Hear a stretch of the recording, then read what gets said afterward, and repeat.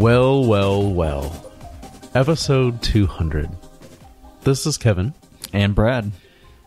And it's hard to believe, here we are, episode 200. Episode 1, with guest Mary Jo Foley, was released way back on September the 4th of 2014.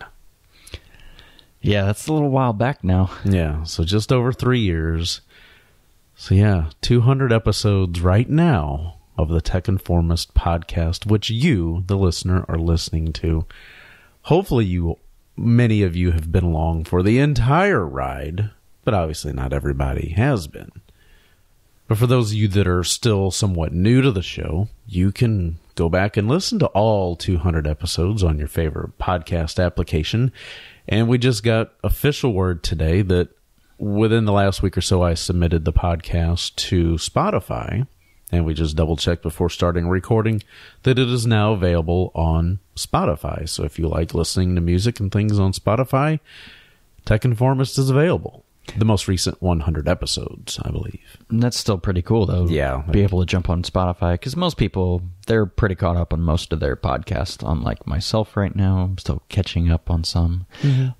Some of the ones that I am catching up on are timeless, so that's good. But the majority of them have already, it's gone and passed. I'm like, I missed it. It's fine. I've kind of found that I've done that with a few different shows, particularly like radio shows that I would sometimes listen to. Mm. So I don't know. I just haven't had much of an urge to listen to most of that stuff. I've been listening to Team Arrivals on Audible. So that's the book from Doris Kearns Goodwin about Abe Lincoln and putting together his cabinet full of people from his political party and other political parties and stuff at the time, and how all that stuff played out. That's what I've been really listening to the majority. Yeah, because you're a big history buff. I do love some good history. Yeah. And that's a great book, which, if you've seen the movie Lincoln, which came out way back in 2012. So wow. That's a 5-year-old movie with Daniel Day-Lewis. Oh, my goodness. Time flies. And I've been wanting to watch that movie again, especially, now that I'm listening back I have yet to see it, so I need to... I'll let you borrow the Blu-ray. Okay, cool. Because it's... I'm pretty sure Sarah's seen it. She sees everything. It's like a 3-hour movie, as we were discussing last Jedi. It's Daniel Day-Lewis. I don't expect anything less. Phenomenal, yeah. It's one of my favorite movies for a variety of reasons. Spielberg did a fantastic job with it, and Daniel Day-Lewis is probably the only actor I can think of that could bring Lincoln to the big screen in a believable role. Yeah. And just fantastic. Man, 200 episodes. Well, there for a while, we were doing 3 episodes a week. Yeah, we were doing the Monday, Wednesday, Friday. That was interesting, to say the least. Like, for a while, it wasn't too bad, but then I think it started to wear on both of us. It was a grind, yeah. And even, because the podcast started, like you mentioned, back in September 2014. Me and JJ were doing that. Brad, you were writing some posts on there, because I was listening to episode 17 coming in. And I don't think you were writing on Tech Informist. You were writing some stuff on the STL Tech Talk website. Yeah. And because JJ had referenced, you did a post on two-factor authentication. Oh, wow. That was... long time ago. Yeah, well, not only that, but that was one of my later posts, too. So yeah. Maybe... Yeah, wow. Yeah. So that episode, again, I may have mentioned it was episode 17, and that was CES and 2015 thoughts. It was like the first episode we recorded for the beginning of 2015. Oh, okay. And we were talking about that. CES is coming up soon. CES, yeah, it's just, now we're here in the middle of December, so it's like a month away. Yeah. Just a few weeks. It's typically around the second week. It'll be here before you know it. Oh, gosh. I'm not going back out there. I just don't have the plans, the time, the money, and a variety of different things going on here in my personal life that just not going to be able to make it back again this year. Mm-hmm. But it would be nice to go back out there. And again, it's always best to go with a group of people if you can. Yeah. So this episode is going to be a little bit different. The only news thing I'm going to mention is, FCC repealed net neutrality. Surprise. Yeah, so that's kind of all I'm going to mention on this episode about that. there's been a nice discussion going on in the Tech Informist community. Yeah. About a variety of different perspectives, and I'm open to hear everybody's thoughts because people in their personal experiences are going to be able to see things from different points of view than I will be able to. Different perspectives. Right, from their roles in the industry. So obviously things can change. Just because it's been repealed doesn't mean that everything's going to just flick a switch and things are going to change as we know it. It's still going to take some time, and it's going to have to go through courts and judicial and all that fancy stuff too. I mean, there's a reason that we have our law system set up the way it is. Yeah, so we'll see how that goes. We'll see if there's lawsuits against it, if they win, things like that. I mean, it's going to be going on for a few years, I think. Yeah. So the repeal, I believe, can even be appealed. Get the whole play on words there. It's interesting. So, we'll see what happens with that. So, again, that's the only bit of news that I kind of want to mention. Obviously, other things have happened, but this is just kind of like a walk down memory lane kind of thing, just to share some of our favorite moments from the show. Now, granted, you haven't been a host for the entire run of the show, but I believe you've probably been listening since day one. Yeah. So, yeah, you've been through all the episodes. Well, yeah, JJ's like, oh, we have a big guest. I'm like, who is it? He's like, Mary Jo Foley. I'm like, at the time, I don't know who that is. And I quickly became aware of who that was. And now she's like one of my favorite journalists ever. Yeah, so. She's like one of your online buddies, beer drinking buddies. Though you've never shared a beer in the same location. Maybe at the same time, just toasting to each other. I was gonna say it's neat though when she toasts you, because I mean she knows her beer. Yeah, definitely. Definitely knows her beer. I don't know who I would say knows. She's had way more beer than I think me and friend of the show Justin combined. Okay, it's which is up there. Yeah, she's definitely a connoisseur. Yeah, so that's pretty impressive to have a female tech journalist be that big into beer. Oh, it's literally it's awesome. Yeah. It's super awesome. And the love for Microsoft and the love for technology and stuff like that. Just need to get her on that Xbox. Yeah, that's one thing. She hasn't really bought into yet, is the whole gaming thing. But it is what it is. We all have our things. So yeah, that first episode was with Mary Jo Foley, and a funny story about that episode. For those of you who may not have listened to that yet, do tell. We were still trying to figure out some different things because we were used to using Google Plus Hangouts. Right. Google Hangouts is, I guess, what you would say. That's how we would do all our, recording. I mean, we would just record there and then just download the audio from the Google Hangouts, and then I would just throw the music in there, and boop, there's the episode. No editing, no nothing. Well, Mary Jo, obviously being big Microsoft, didn't want to use Google Hangouts. Mm-hmm. So that kind of threw a slight wrench into things, because I was still probably a year or so into podcasting at that time. So, and I didn't have Podcast Studio or nothing like that. So she wanted to use Skype. I'm like, I think we can still make this work. So we were able to, me and JJ were on a Google Hangout. JJ and Mary Jo were on a Skype call. So on that first episode, it was really just Mary Jo and JJ. Yeah. So I was on the first episode, but I wasn't in the same breath. So it was kind of interesting how that went. And it was a fun discussion, though. Just listening to them, too. It was kind of neat being like a live audience member of that. Yeah. But it was really cool. Yeah, and I've kind of just a little quick aside. I've been a kind of a live audience member for some of your other podcasts. Yes. Yeah. So. And those were really some fun things, because, I mean, the show has evolved. We were obviously doing the Google Hangouts. We used ChatRoll as a live chat plugin that was embedded on the website that people could just go to Tech Informist or thetechinformist.com/live at the time, and we would put the Hangout video so you could watch us live and then chat below, and we had some really fun things then. So maybe for I'm going to be interviewing you now, apparently. Ooh. Maybe for some of the guests that don't know, how did you meet JJ? And like, how did this bloom into the STL Tech Talk and then now Tech Informist? Well, I'd started the STL Tech Talk website back in March of 2012, I believe it was.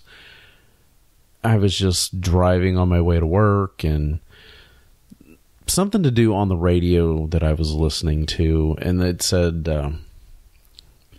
STL food or something like that. And I thought, And then, people know I listen to Frank Opinion Show, and I had a chance to quote unquote audition for the tech segment host that they do on Mondays, and he kind of would always introduce it as, all right, it's time for Tech Talk with Jose Hernandez, who was the previous person. So I thought, STL Tech Talk. So I just merged those and mashed those together. I always loved Android Central and other websites like that. Yeah. TechCrunch and things. So I thought, well, I'll start a website and just kind of share some of my opinions, review apps and devices and things like that. So that day that I came up with the name of the website, we were having a department meeting. So I'm sitting on my laptop during the meeting, and I buy the domain name and stuff.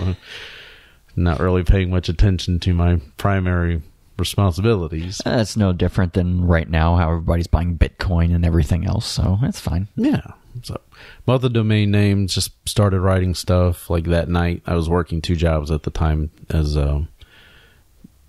kind of in the computer lab department at a local community college in St. Louis, and kind of got the website kind of set up and started, typing stuff out, because it would just be like me and 2 other people in the lab, students, like working on whatever it is they're working on. So it was very quiet, and I had like 3 hours to kill.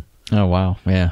So some extra time during work. That's kind of nice. I mean, when I was painting cars, there were nights I had all the time in the world, which is why I started listening to podcasts, because music, it kind of gets old.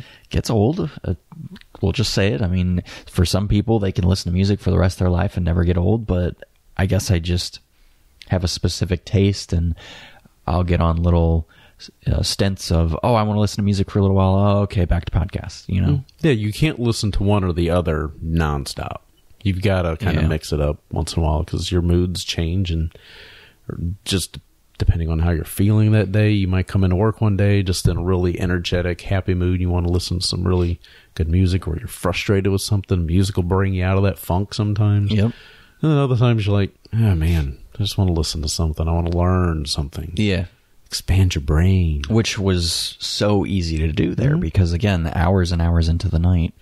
I think I went back and listened to pretty much every episode in STL Tech Talk. Ran out of those.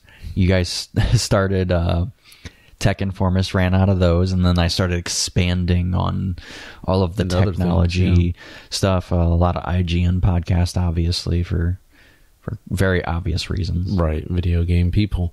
So back to meeting JJ, I just put out some feelers on social media and stuff like that, hey, if anybody's interested in being a writer, helping contribute on STL Tech Talk, I'm more than open to talking to people.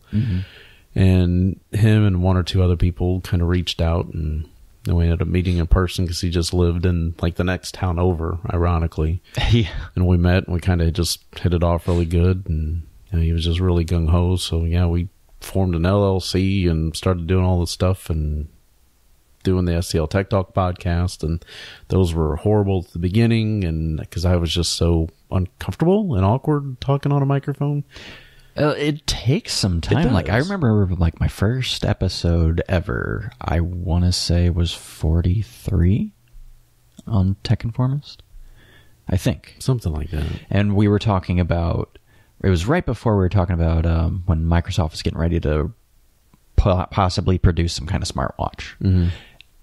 And I was terrified, even though there's not really anything to be afraid of. No, that's the thing.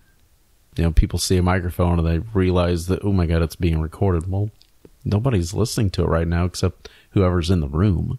Yeah, and it's just going to take a while to get the ums and the uhs, and I mean, we even still do it. Yeah, our crutch words and stuff. Most of them you probably don't hear now because I like to clip most of those things out during post-editing and stuff. Yeah, and then on top of that, I mean, I just try to make it to where I choose my words a little more carefully instead of just that nervous tick that a lot of people have and don't even realize. No, you don't realize until you start like editing and stuff. Then you start feeling all that, and you're like, "Oh my god, I sound like that." It's like, yeah, and I know that was something. I was listening to episode 17 coming in back when we weren't doing any editing, and I'm listening to myself thinking, oh my god, I wouldn't put that out today. But obviously a lot has changed in almost 3 years, so 2 years from the time that was recorded. But yeah, things just happened, and see there, I just didn't and yeah, I was in Vegas it might have been for the CES in 2015, and JJ kind of then started to let me know that things weren't going good health wise, and wanted to kind of transition more of the primary hosting over to me. And at that time, I was kind of on a high, not like drug induced high, but like a mental. Yeah. So I thought, yeah, let's try it and see how it goes, and kind of here we are today. We kind of role reversed, and I think you were off at one of your CS trips, and that's when JJ was sort of looping me in, like, hey, I might want you to take my spot over because just due to health reasons and other personal reasons. Which I was like, I mean, okay, if you think I can do it. And he's like, oh no, absolutely. He's like, you'll be fine. I know that was definitely when I went back in April to Vegas for the New Media Expo / kind of, it was like a podcasting kind of thing going on. That's what it was. Yeah, that was definitely the big one because I know you guys were doing it. I felt like utter crap when I was out there. In fact, I think I even missed the week before because I was sick. I was coughing like crazy. Yeah, you were sick the one week. The next week you went to the other thing, and I think there might have even been one other one just sprinkled in there before or after. I should have canceled that trip out there in that April. I was miserable and wanting to just sleep in and not even wanting to go to the conference stuff. But I still went. I overall still had a good time. I mean, I got to see like one of the DeLoreans that was used in the Back to the Future movie. Actually, that's pretty cool. Actually, the one from Back to the Future 1 when they're at the mall parking lot that comes out of the trailer. That was the one that I got a chance to stand next to and get a picture with. Which was, obviously for a Back to the Future fan, that was pretty huge. That kind of made my trip. Yeah. Was that. And I met some other pretty cool people that I'm kind of still friends and chat with online to this day. Mike Levancher. I know he lives on the East Coast. That's what I can remember. Yeah, we had some fun. It was a good time. Took him down to Fremont Street and stuff like that, the old part of Las Vegas. Yes, the I don't know how to put it. The Street stranger, carnival. Yes, the stranger part of Vegas, if that's possible. Yeah, that's definitely one way to put it. I know that you came on board, and we were doing the 2 and 3. Or we were doing 3, I think, at that time. And then we gradually bumped it down to 2. And then I think we just went to the 1. Yeah, I was like, it's just too much. We just all had way too much going on to... Yeah. Now, let's bump it back down to 3. Or well, to 1. And just even thinking of the listeners trying to catch up with 3 podcasts in a 1 week, that's hard. Yeah, because they weren't 3 half-hour episodes. They were 3-hour episodes. So that's 3 hours of content right there. It's sometimes tough for me to find time to listen to 1 to 2 hours of different content, much less 3 hours of one kind of content and then try to fit anything else in. But I don't have as many commutes as I used to. Your commute's a lot shorter. you don't listen to podcasts at work because you can't. Yeah, I really can't at all. I have to listen on the way there and when I'm driving around doing errands. Yeah, so that's like 15 minutes maybe going to work, depending on traffic. Yeah, it kind of depends on traffic. What time of day. Stoplights, yeah. So that's not much to get anything in on. Yeah. Yeah, and then here we are. Yep. It's weird. We started the show with a full lineup of guests that we had on one each week, and different people like we mentioned, Mary Jo Foley, Paul Thurrott, Daniel Rubino. That was episode 6, and that's still our most listened to episode. I'm not too surprised though, because we've always been very Windows centric. Yeah. I mean, that's sort of it's really how I met you guys, was at the Windows Phone meetup at the Microsoft store. Go figure. Right, of all places. And then here you are a number of years later working there. Yeah. And as wearing a red shirt. Yeah. As the Google Home turns on. Yeah. That's funny. That's right. I said Microsoft centric. What are you going to do about it? Yeah. So we've had Phil Nickinson, Jerry Hildebrand from Android Central, and Drew Martinick. Danielle Smith, who's kind of... I hate using the term, quote-unquote, mommy blogger, but she has a kind of a lifestyle blog here in St. Louis. I remember that episode. That was a while back. Wow. Yeah, that was episode 9. Huh.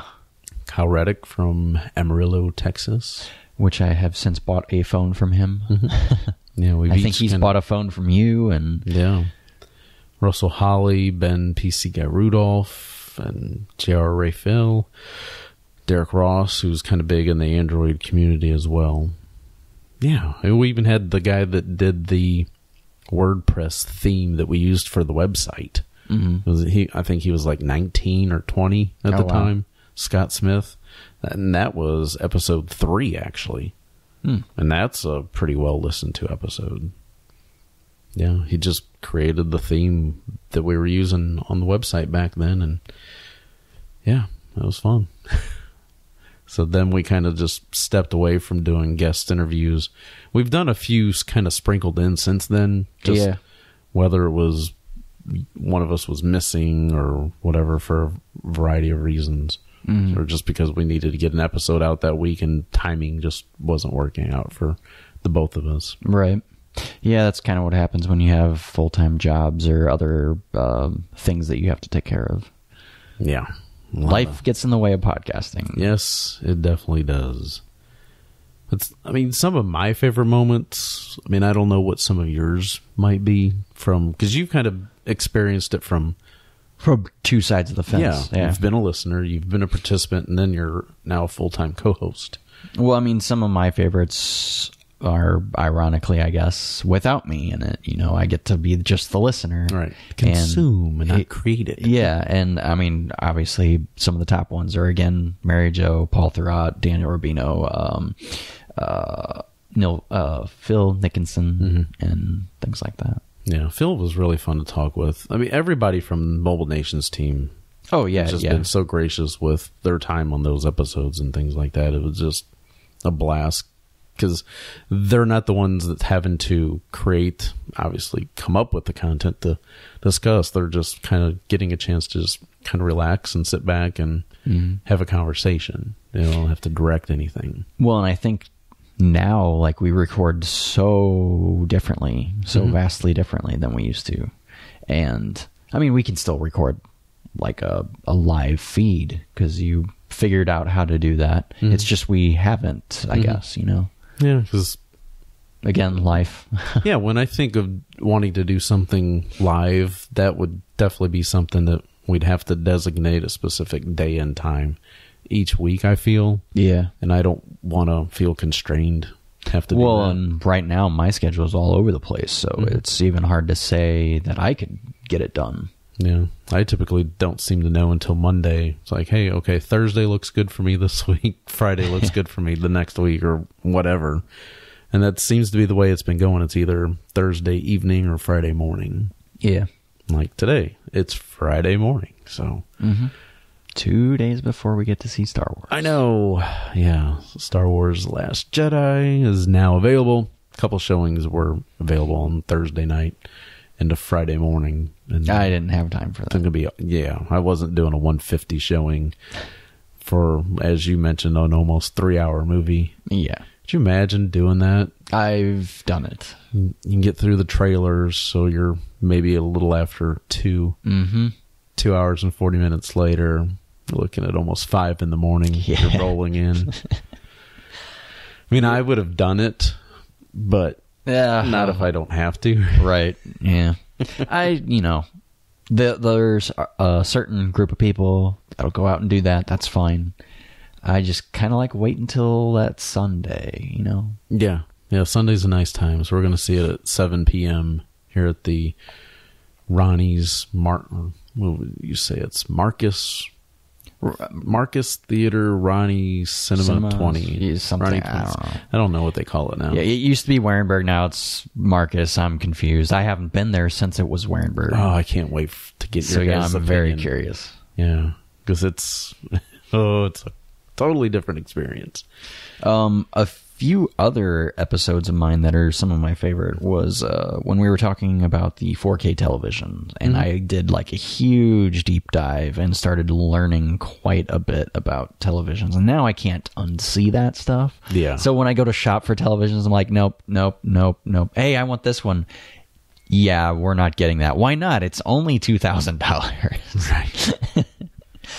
Right. But beyond that, a lot of our any show we've had guests on have been a fantastic ride. There was one time I think we had a guest. It was in the middle of me moving to a new spot. I think still in South County, and I had hopped on for a little while. Sarah was at work. I was like, I'll just hop on and get the end of the show, which I did. And I was like, okay, I better get off now because I'm supposed to be moving. Yeah, that's what happens with stuff like that.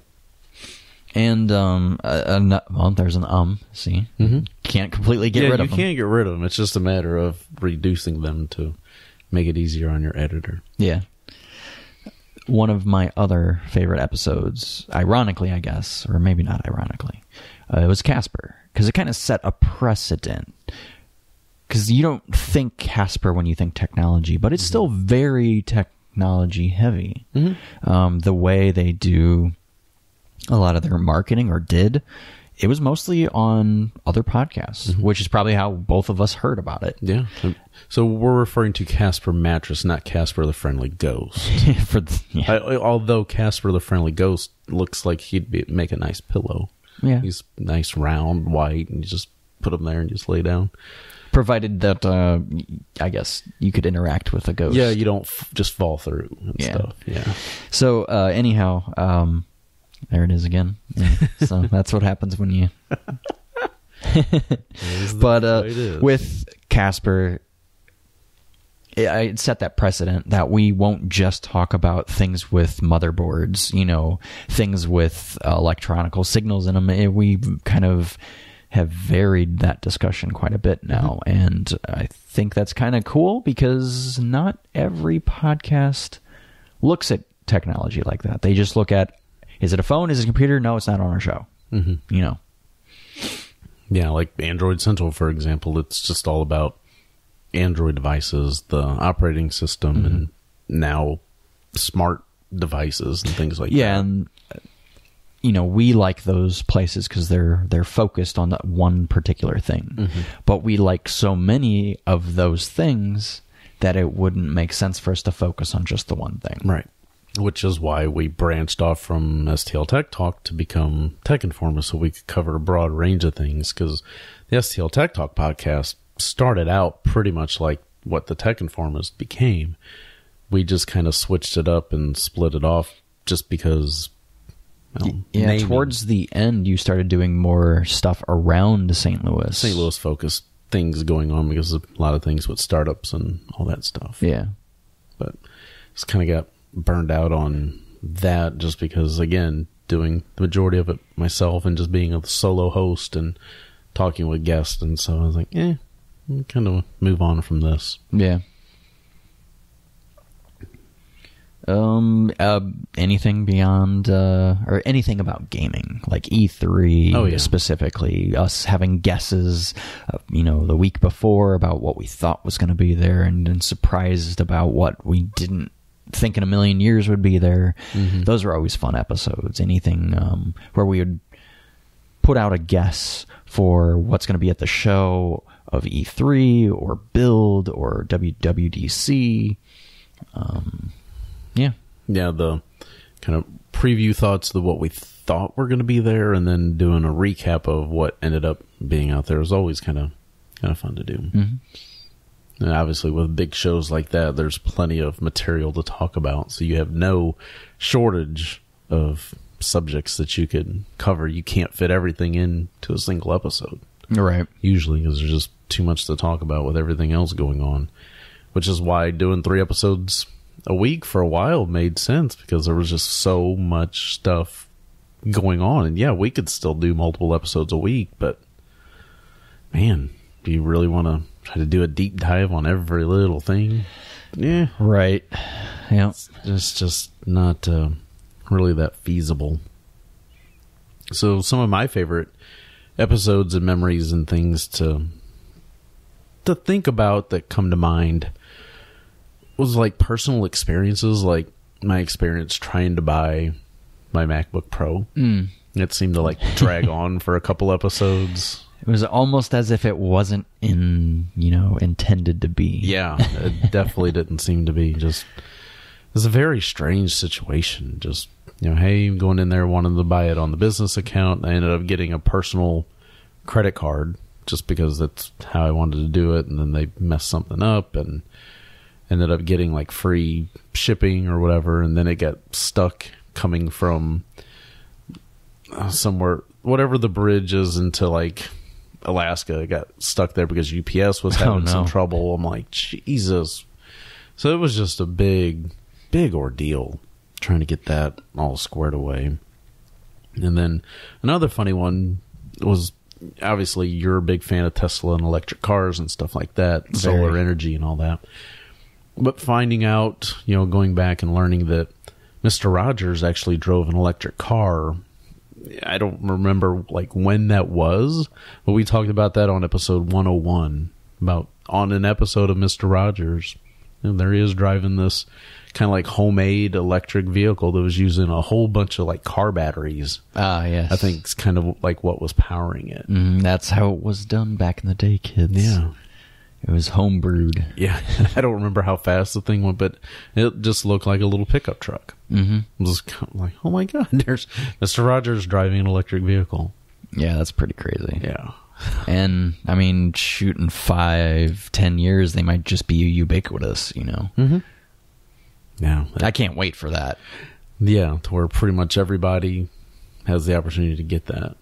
I just wonder if, like, by the time that we perish from this earth, that our time on earth is done, what will be the ratio of electric to gas powered cars on the highway? 100% electric. 100%. By the time we leave this earth, what do you think it'll be? Because regulations, or because it's classic cars and things like that?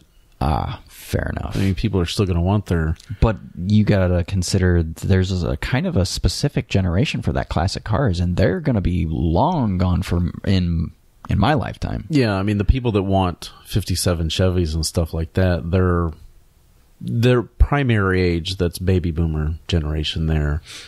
Like my dad, he's 70. He was born in 47. It's going to get to a point to where they're going to be too expensive to drive, because no one's going to have gasoline. You're going to have to run it on something else, like alcohol or something.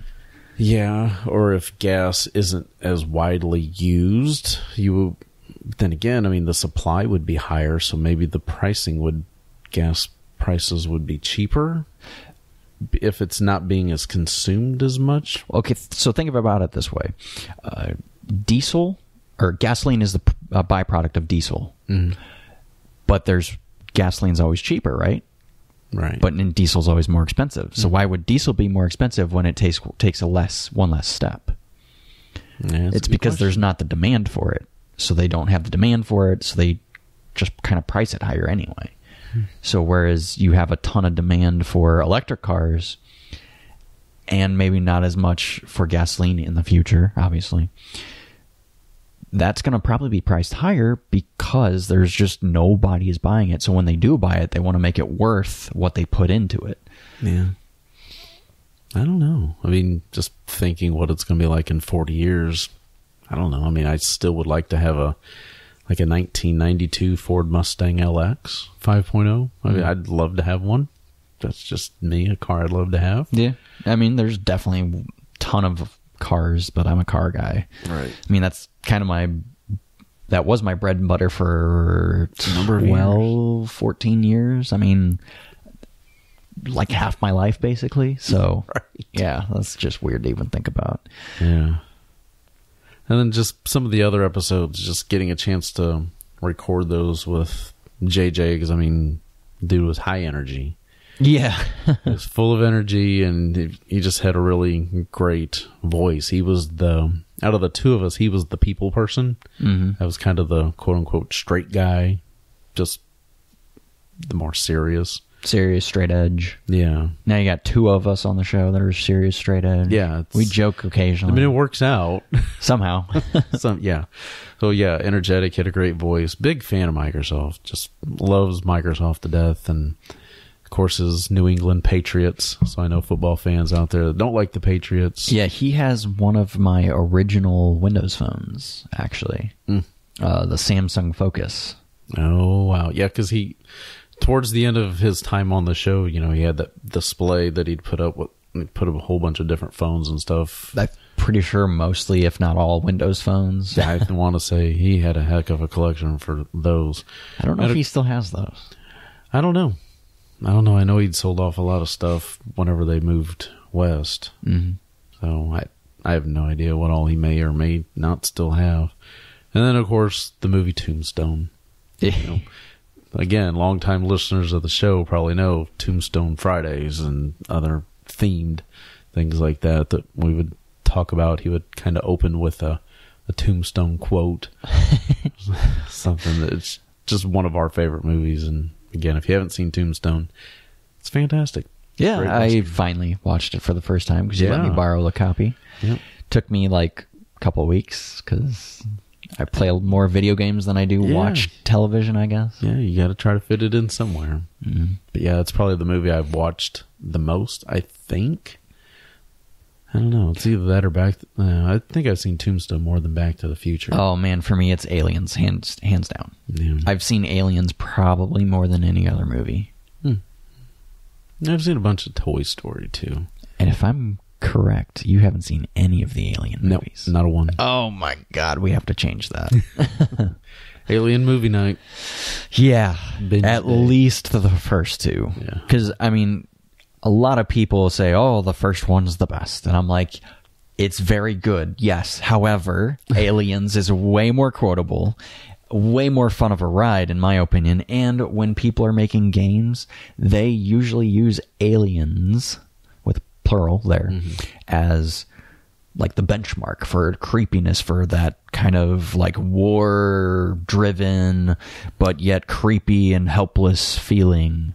Metroid comes from the Aliens movie because they wanted a movie where you have this bounty hunter that goes in and destroys the aliens, and that's sort of where it comes from. Yeah, like Doom 3 or something like that. It kind of gives off an Aliens vibe. Yeah, when you're on the Mars lab and stuff like that. Yeah, which I guess growing up I didn't realize that it was stationed on Mars and that there was a space marine guy like trying to beat out demons and other.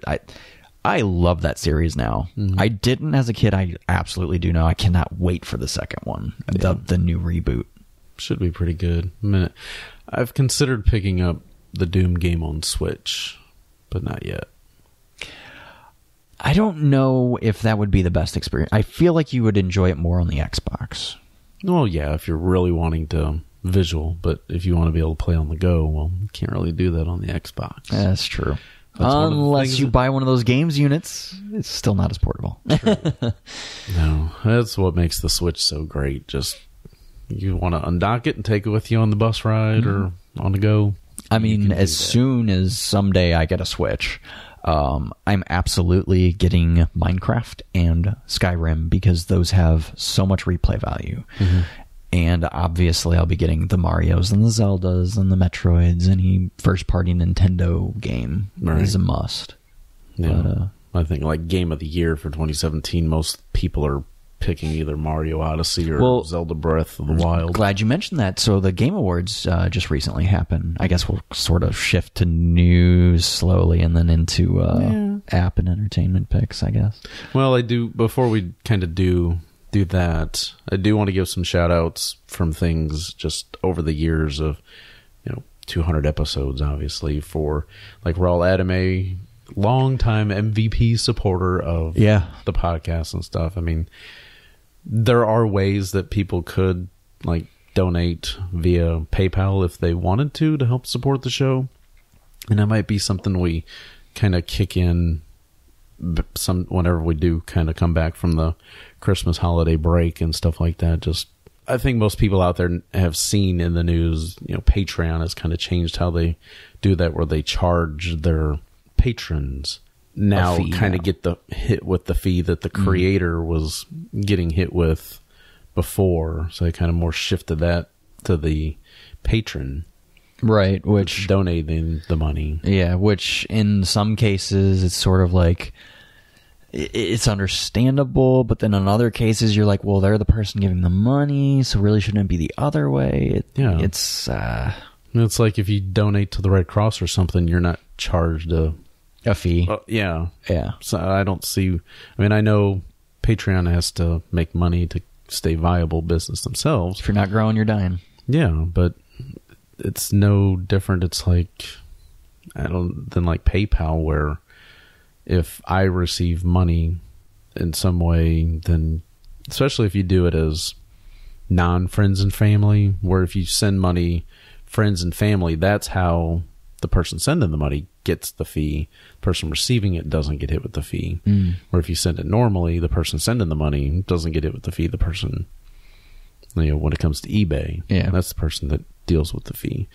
I kind of think that's really how it should be in that case. I mean, we're making the money. We don't.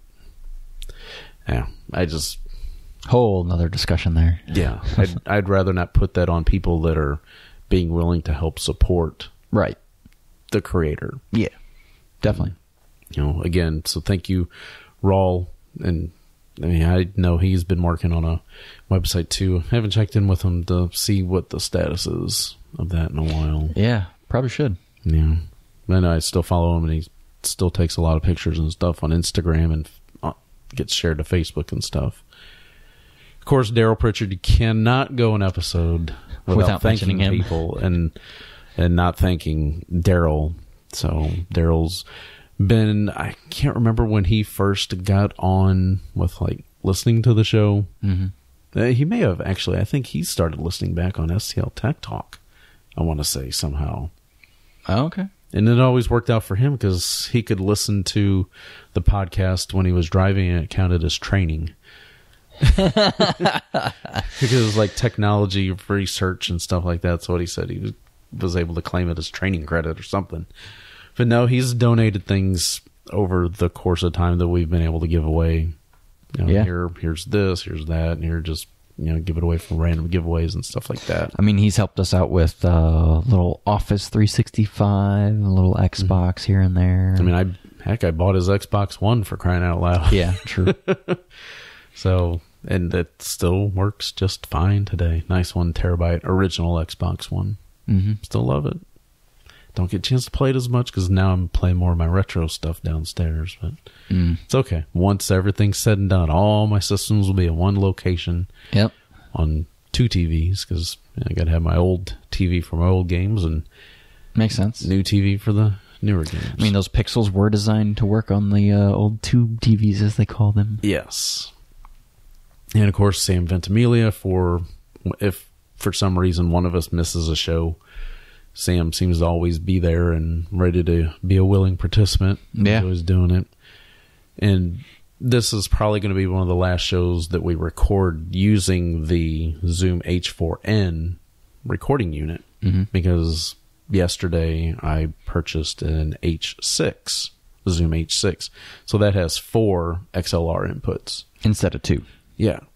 So that could make... Opens up possibilities. Yeah, to have somebody else join us on a, maybe a Thursday evening recording or something like that. Mm-hmm. Well, that would be a little bit Maybe fun. we'll convince or trick or both Justin, friend of the show. Yeah. Because he's had a few podcasts of his own, and I think he just does it for the love of just putting out information that people may not know, and I really like that a lot. Mm-hmm. Yeah. We had some fun the other night when we went and seen Gremlins and stuff like that, which is another discussion. So. And then, everybody else that has been listening since, whether it's been the beginning or you've just popped in along the way and have continued listening. And I know, we've gone on some little hiatuses, and that always affects listeners dropping off when nothing new comes out. But, yeah, Life happens. Life happens, and just do really appreciate everybody that's been there for this entire ride. It's not like it's going away, so don't get that vibe. Just, we're still kind of curious and trying to shape and mold how things are going to, if things are going to kind of change moving forward. Yeah, really. I think part of it depends on where things go with me and how my schedule works out. But beyond that, we'll figure it out. Yep. We always do. Yeah, we somehow seem to always do that. But like you were saying a little while ago, Game Awards have recently come out. And are you talking about like IGN Game Awards or No, so this is like an industry kind of a standard. Jeff Keighley runs this. It's kind of been his passion project. He doesn't quite want to make it the Oscars because games are more fun than that. Yeah. And he doesn't quite want to make it E3 either. It's kind of somewhere in between. I think this year has been the best year yet. I think if every year after this is like this year's Game Awards, it'll survive and keep going. So this year, Zelda won, Game of the Year, which I'm pretty sure most of us thought was going to happen. Yeah. Because with Zelda Breath of the Wild, it was the game that said yes. Can I walk to that mountain? Why, yes, I can. Can I climb that tree? Yes, I can. Can I climb that mountain? Yeah, yes, you probably can. Can I connect a sword to create a circuit to get this electrical current over to the other side? Yes, I can.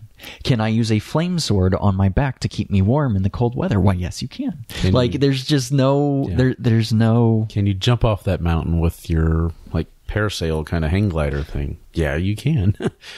Yeah, so I just love that game exists and everyone loves it. It had issues in the beginning, or I guess people said it had issues. When you play, is it docked?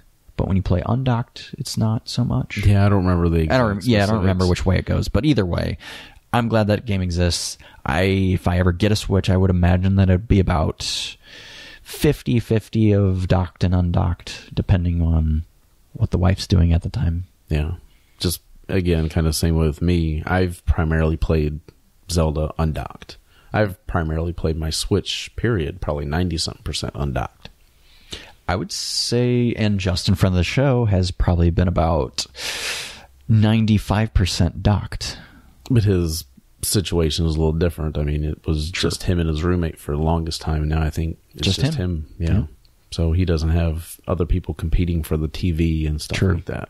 Also, just real quick aside, being as we're kind of all over the place. A little ADD. If you guys are curious about things going on in a friend of the show, Justin's life, we cut a couch in half so we could fit it through the door, because apparently it was really heavy and really hard to fit through the door. And he was like, well, all I could think of to do was get a Sawzall and cut it in half. I'm like, yes, let's do this.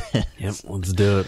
So we did that the other weekend when we put an IKEA couch together, and that's on my Instagram if you want to check that out. All right. You can actually see the couch that they cut in half. Yeah. Yeah, that was kind of a funny weekend to see pictures. I also recently put my fourth PC build together.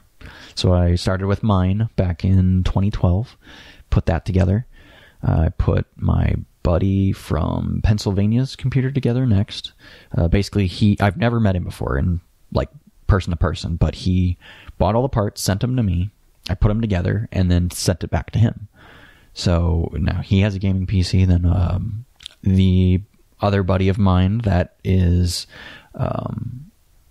boyfriend of my wife's sister, but put his computer together, Nathan. Mm-hmm. And then latest one was my best man's littlest brother put his computer together. So, and that's the one that you just it's almost finished. You got just a couple little things. Yeah, a couple little things to tie up on, but yeah, it's basically finished. He can play any game right now at full settings because he's got a 1070 Ti in it. The butthole. I'm so jealous. But yeah, I'll get a new graphics card eventually. I'll probably do a new build eventually, but right now, probably just graphics card. Yeah, right now you're more focused on getting a TV for the living room to take more advantage of your Project Scorpio. Yeah. Which, by the way, the like up-res that it does from super sampling, I definitely noticed it as soon as the Destiny update went through. Right. Because I got on, and then the next day I'm like, oh my God, this game looks so good. Why does it look so... Oh, that's update. Right. That's right. So anyway. Yeah. So yeah, the Game Awards were out there, and like you said, Breath of the Wild, fantastic. And then there's just a few app and entertainment picks this week, huh? Yeah, I mean, like you said, not really a big news week this week, and I don't know if I mentioned last week that I'm watching Godless on Netflix. I can't remember. With Jeff Daniels. He plays the kind of main bad guy.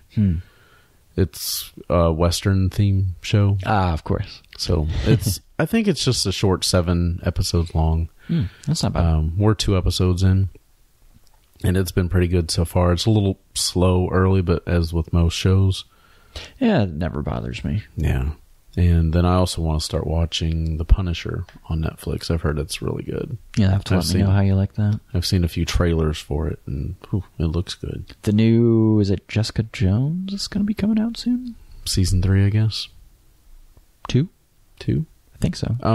I could be wrong. I think there's already 2 Jessica Jones. I can't keep up with it. Netflix keeps just spewing stuff out like crazy. Well, I'm the last person to ask when it comes to superhero stuff, so... I guess that's kind of true.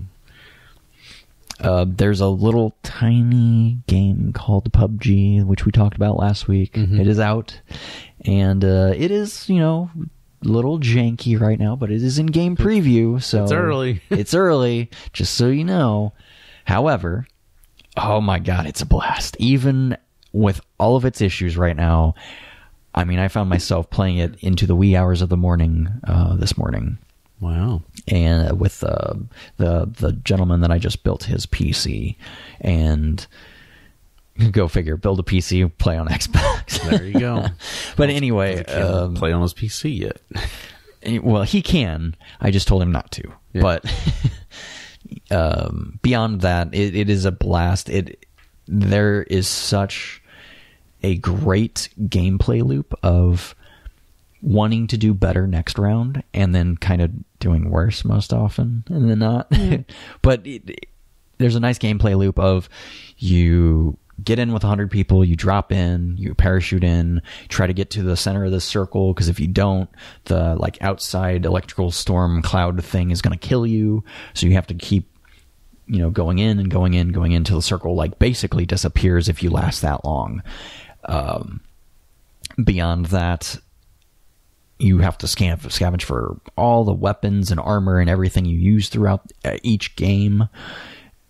You can squad up with people. You can do it solo. You can have up to 4 people in a squad. You can do a duo squad where it's just you and another person. You can just do single. The single ones are pretty amazing. We've been playing some in the store. Mm-hmm. So we have it installed on the X at the store. And we have a competition right now. Whoever gets the first winner chicken dinner for number 1.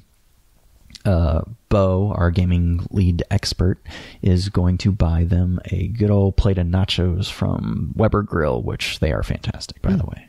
Let's see, I can do nachos. Yeah. Because that's not wheat flour. I was going to say usually corn. Mm-hmm. Yeah, so I can do nachos. Yeah. Beyond that, Sarah and I usually watch a lot of YouTube. Mm-hmm.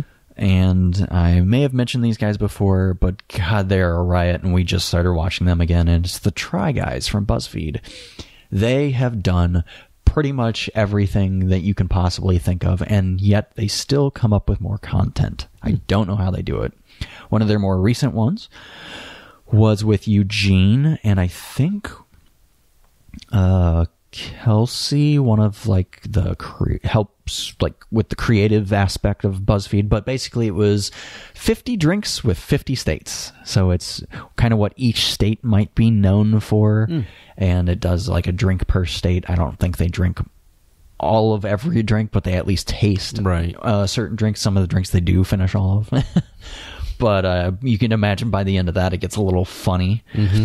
So, yeah, I think that's like a good 20-something minutes because it's 50 states and 50 drinks, and there's a little talk about each one, you know. Blurb, yeah. So, yeah, it's pretty enjoyable. Yeah, I wish that's something that me and my wife need to kind of start doing, just watching some things on YouTube. Because I know there's a lot of creative people out there. Yeah. We watch this. It's usually on like a Saturday or Sunday in the afternoon. There's this Canadian gag show that runs on like our Fox channel in St. Louis or something like that. Man, there's some hilarious gags, little pranks that these people pull on people. Some funny stuff. And then tonight, most people will be going to see Star Wars. Mm-hmm. We're having a thing at the store where you can come and play the Battlefront game, and the best person that like dresses up in a costume gets like $100 gift card. Wow. So that might entice some people to come check it out. Obviously, before you hear this, that'll be long gone, but it should be interesting to see how that turns out. Mm-hmm. And then we're going to go see it Sunday. Yep. Again, 7 p.m. I think I can speak for both of us. We're really trying to stay off social media and just like ignore anything that has anything to do with Star Wars. Yep. Yeah, I think my Facebook time is going to be a little limited today. Yeah, probably till about Sunday night. I'm really going to start. I'll look through Instagram because I always do, but beyond that, I think I got something spoiled for Walking Dead on Instagram, which I don't care at this point. I'm pretty over that show. I'll probably go back and catch up and watch the rest of it, but I'm just kind of... It seems a lot of people have kind of faded on that show a little bit. It's been going on for so long. I mean, the first season was... It drew me in, and then, I don't know, it just got to a point where it just didn't feel right. I don't know. It's fine. Yeah, it is what everything must come to an end. I've actually been playing through Grand Theft Auto San Andreas. Really? On the PlayStation 2. Oh, man. The PlayStation 2 is one of the only Sony products I've ever owned that hasn't quit or died on me. Mm-hmm. I've had the worst luck with Sony products. I don't know why. Maybe it was just because I bleed, Microsoft and Nintendo. Right. Yeah, so I've been on this retro gaming kick, and I'm up to like 23 home video game system units now. What the heck do you have? So I will just grab out my little notes. I know you just got a Virtual Boy, which I've never seen in my entire life, so I'm very curious to go see that. All right, so out of Nintendo systems, I've got the original Nintendo Entertainment System. I got the the action pack with the gray gun zapper. That's my original Nintendo system. Instead of the orange. No. Yeah, it's not the orange one. It's the gray one. Right. So it's not That's pretty cool. Re-released for safety purposes, so you don't think it's a real gun. Because anybody in the world would ever think that's a real gun. Right. But okay. Yeah. So anyway, I still got that. I've reacquired a Super Nintendo. I've still got my Nintendo 64. I've still got my GameCube. I've still got my Wii. I've acquired a Wii U. Got my Nintendo Switch. I've still got my original fatty Game Boy. I've still got one of the kids' Game Boy Colors. I got the Virtual Boy, like you mentioned. my NES Classic, and Super Nintendo Classic. So those are my Nintendo systems. So that's 12 just in Nintendo. Yeah. Just if you're counting. So then I've still got my childhood Atari 2600, but it's got some video glitches. But when my brother-in-law passed away in 2016, he still had one, which you've seen the games that were, I think, still in boxes. And how does it work? It works fine. Fine. Good. Just fine. Fine and dandy. Fine and dandy, yes. But it's not hooked up right now. Again, I only got so much room right now. Yeah. For Sony, I've got an original PlayStation 1. I've got a PS1, so that's the smaller... the slim one, the mini. I guess you would say mini one. I got a fatty PlayStation 2 that I acquired. I'd never had one of those. I don't think we did either. Well, I personally didn't. It was one of the slim PS2s. Mm-hmm. All my friends had a fatty PS2 because they could afford that kind of thing. That's what I had whenever I bought a PlayStation 2 was the slim one. Mm. So then I sold it, and now I've got another one. And I just picked that up a week or two ago. So you have a fatty and a slim of both PS1s and 2s. Mm-hmm. So that's 4. And I still got my PlayStation 3, the 60 gig fatty that is backwards compatible. Yeah, so it's not like I really needed the PlayStation 1s and the PlayStation 2s. Yeah, but it's sort of about... It's nice to look at. Yeah. It's about that sort of game preservation, I guess. Yeah, somewhat completish. Completionist. There you go. That sounds better than what I was trying to spew out. I've got a Sega Genesis Model 2, so it's the second version, not the original, like Mega Drive looking one. Yeah. I've got a Sega Saturn, which I'd never had before. And I've still got my launch Sega Dreamcast. I mean, Xbox was sort of born out of the Sega Saturn in some ways. In a way, yeah. And for my Microsoft consoles, I've got 2, like, perfect conditioned Xbox consoles. Like OG Xbox. Yes. One that I picked up from a guy that treats his stuff just like I do, that I picked up, that was like a month ago. And another one I picked up like almost 2 months ago that hardly had any gameplay on it. Just very minimal game saves from like 2002.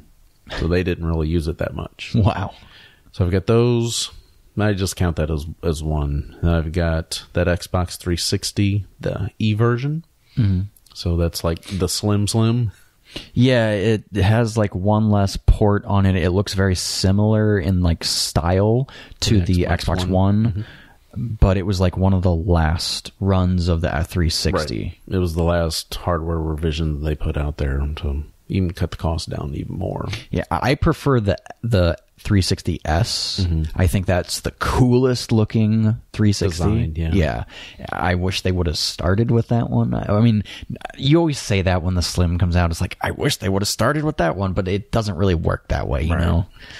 Yeah, they do that whenever it's time to do price drops and on the original system, and then they come out with a newer version because it's cheaper for them to manufacture. It's going to be interesting to see the next iteration of an Xbox, because now there's a precedent for no power brick, there's a precedent for backwards compatibility, and there's a precedent for how small they're getting and powerful. And primarily digital only. Yeah. And then I've got the Xbox One that I mentioned earlier that I bought from Daryl. Yep. So that's my systems. Yeah, I guess I just don't quite hold on to my systems nearly as much. I hold on to the special edition stuff. Like, I still have my Gears of War ones. I have the Scorpio edition now. I mean, those probably aren't going anywhere. Well, I wouldn't say that I've held on to my stuff. I mean, I've held on to my Atari and my Nintendo.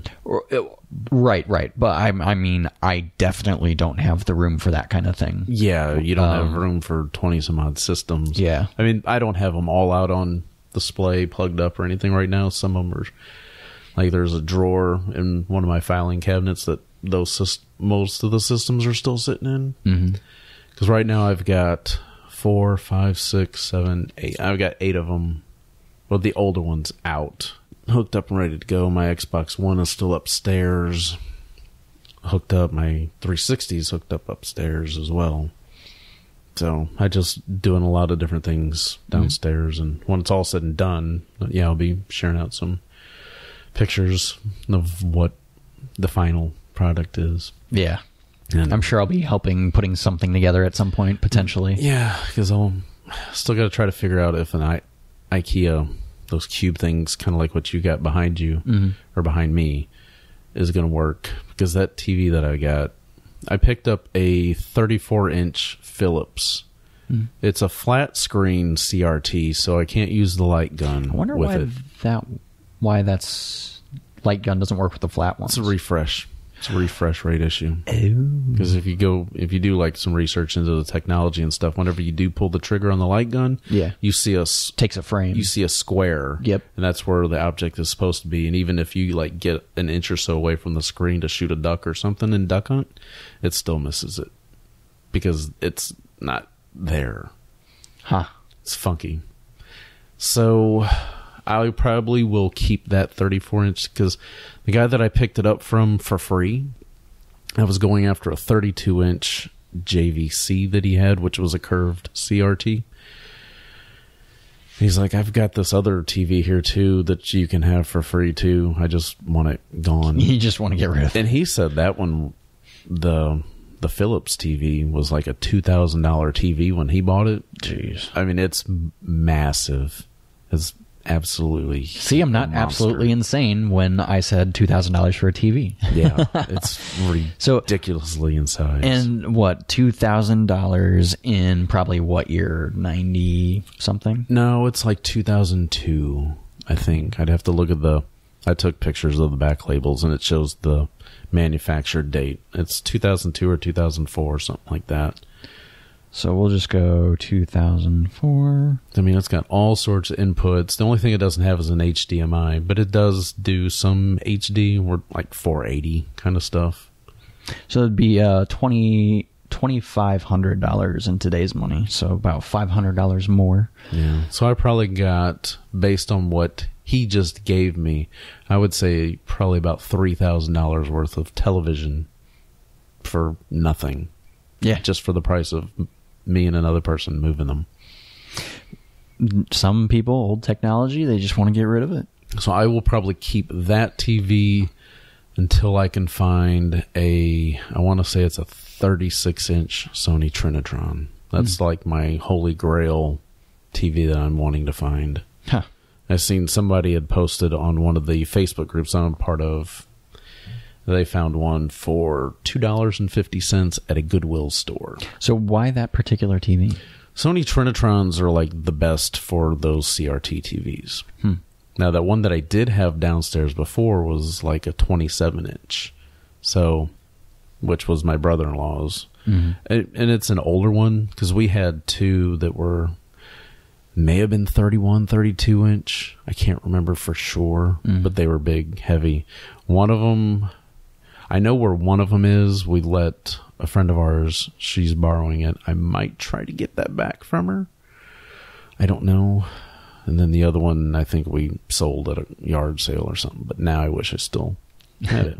Like I said, always getting rid of old tech. I know. So, yeah. If I get a hold of a 36-inch Sony Trinitron, that'll be my ultimate. Because then I'd be able to do the light gun games, too. Yeah. I've got 2 light gun games. And if I want to... Duck Hunt. And Hogan's Alley. Those are 2 I got. So if I want to play those, I still got my brother-in-law's Sony that I can still hook up and play.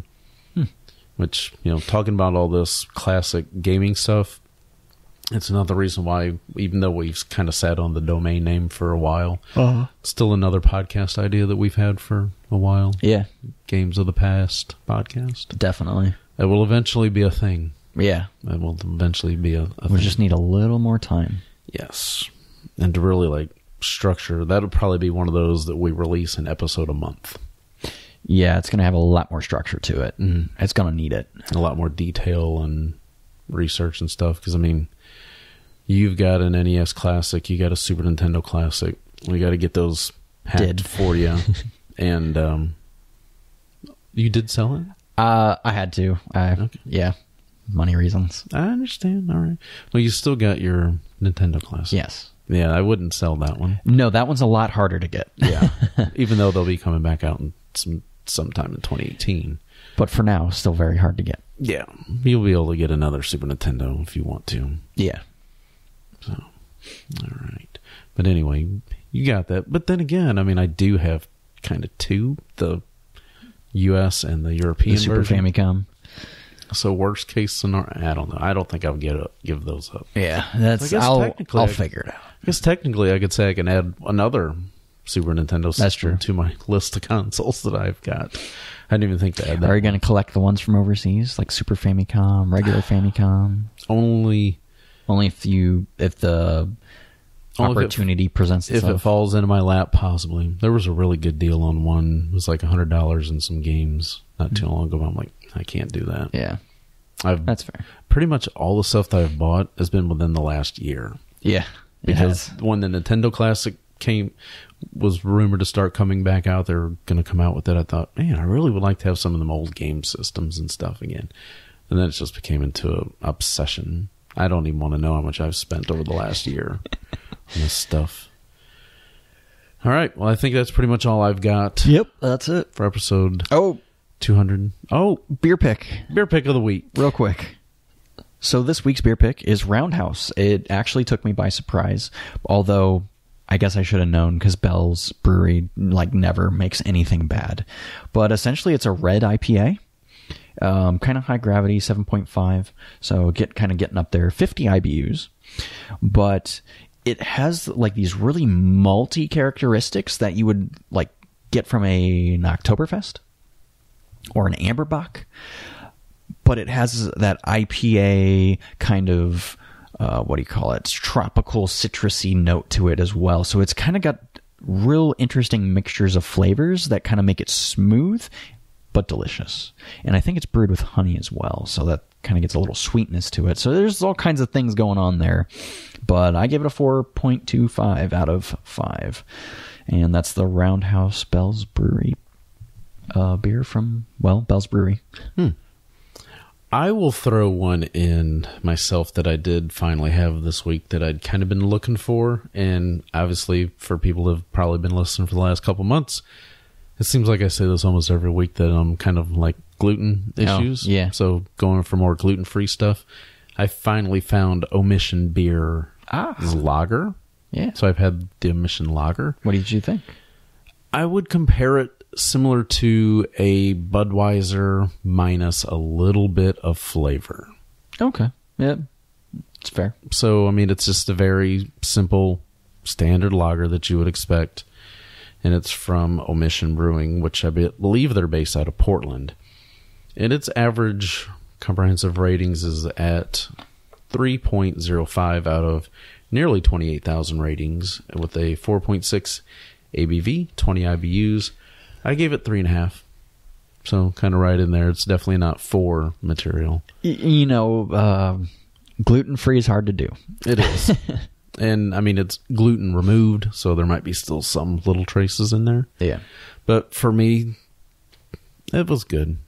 I was fine with it. It'd be something that, I wouldn't mind having a 6-pack for a summer day. Yeah. Something like that. Okay. My biggest challenge is going to be float trips. Ooh. Finding gluten-free in cans. Well, Omission does cans. Omission does cans. Okay, well then it looks like I might be all right then. Mm-hmm. I will just have to find them in cans, I guess. Friar Tucks. Or maybe Randall's. Maybe Randall's. Okay. All is not lost. Nope, not yet.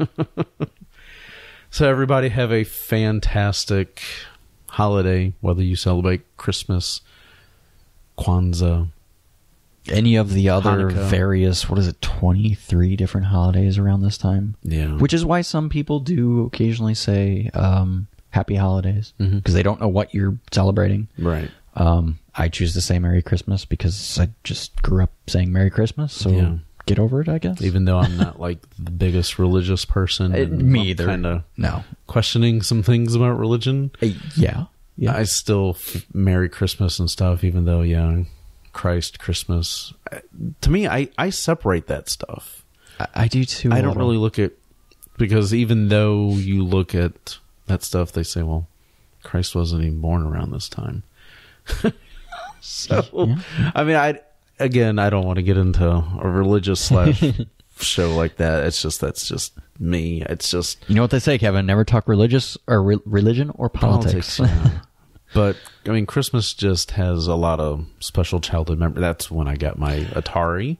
Some of my best Christmases were as always getting a Nintendo. Yeah, a Nintendo for me would be like Nintendo games and stuff like that. Yep. G.I. Joes, Transformers. Yep. My Spider-Man bike with training wheels when I was 5. Still got. Well, I don't have the bike. No, I've got pictures of it. And there might be some time, because one of the things I do want to do on this Christmas break is go through. Since my dad moved and kind of downsized where he's at, we've still got all the photo albums from when I was a kid. So I want to go back through and get new photo albums and maybe even scan some of the pictures in and save them digitally and stuff.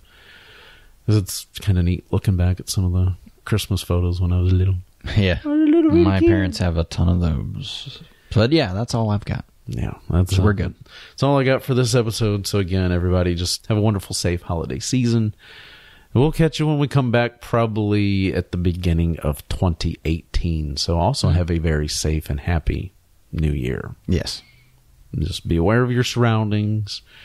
Just watch yourself out there, because it can be a very dangerous world. Mm-hmm. You never know when your time is up. So Yeah. just, again, be safe, and until next time, consider yourself informed. We are out. See ya.